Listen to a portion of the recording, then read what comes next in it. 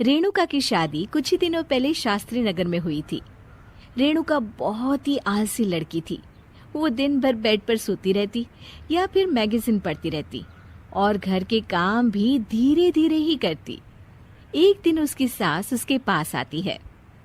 बहू, आज बेसन का चिला बना दे, बड़ा मन कर रहा है। हाँ मम्मी जी, बनाती हूँ थोड़ी देर में। थोड़ी देर में? अरे थोड़ी देर में तो रात के खाने का वक्त हो जाएगा बहू। अच्छा मम्मी जी, तो फिर आप रात का खाना ही खा लीजिएगा ना। हे भगवान, कैसी आलसी बहू मिली है मुझे, हर काम को बस टालती ही रहती है। रेणुका दिन भर बस आलस पना ही करती रहती।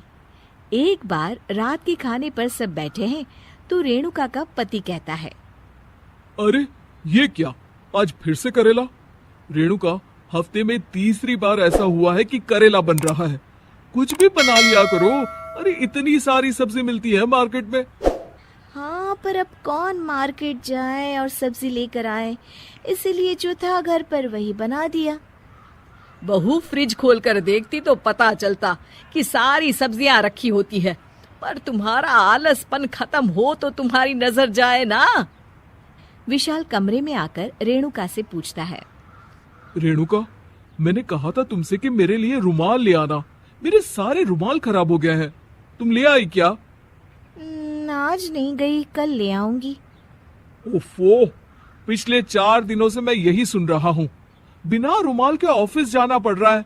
तुम तो बहुत ही आलसी होती जा रही हो रेणुका। आपको रुमाल की जरूरत है ना, तो खुद ही खरीद लीजिए ना। हाँ, अब वही करूंगा। तुम्हारे भरोसे बैठा रहा तो कुछ नहीं होगा। एक दिन दरवाजे पर बेल बज रही होती है और रेणुका सोफे पर बैठी होती है, पर आलस में दरवाजा खोलती ही नहीं।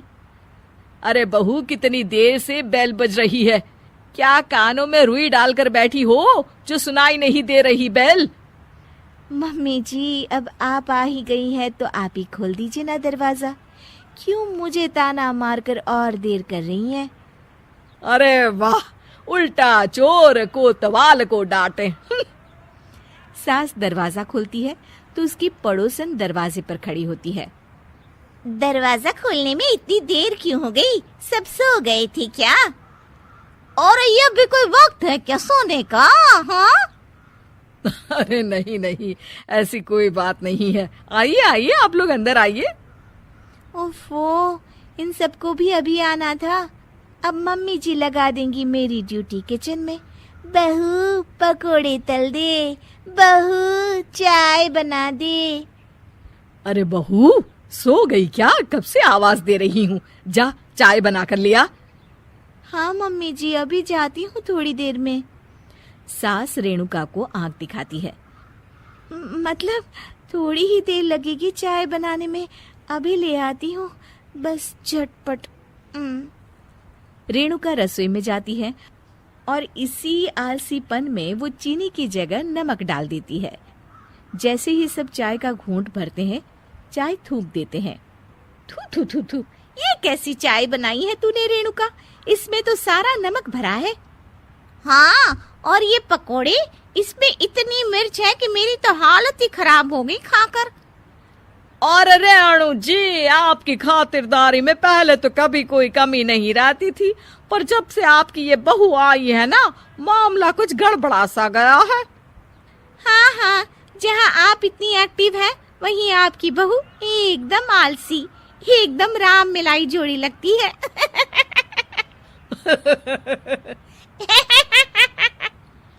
अच्छा जी, चलते हैं अब। नमक वाली चाय पिलाने के लिए बहुत बहुत शुक्रिया। सब वहाँ से चले जाते हैं। अरे तूने तो मेरी नाक ही कटा दी बहू। वे लोग क्या सोच रहे होंगे मेरे बारे में? मम्मी जी, मैंने तो शक्कर ही डाली थी, पता नहीं नमक कैसे बन गई शक्कर। शक्कर नमक नहीं बना बहू रानी, तुम्हारा ये जो आलसपना है ना, ये उसी का नतीजा है। सॉरी मम्मी जी, अब मैं ये आलसपन छोड़कर सारे काम अच्छे से मन लगाकर करूंगी।